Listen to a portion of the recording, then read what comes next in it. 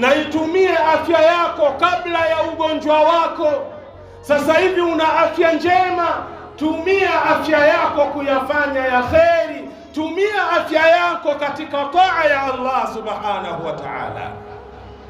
Leo kuna watu ni wagonjwa, leo kuna watu wako mahospitalini, wanakula kwa kutumia mipira, wanakwenda haja ndogo na kubwa kwa kutumia mipira, wanatamani angalau waipate afya kwa muda mchache, warudi kwa Allah jalla fi ula.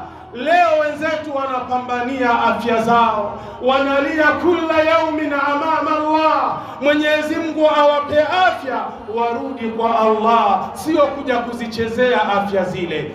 Mimi na wewe tunakula kwa njia salama, tunaenda haja kwa njia salama, tunapumua kwa pumzi salama. Leo tunachezea afya zetu. Tumia afya yako katika ibada ya Allah kabla haujapatwa na maradhi.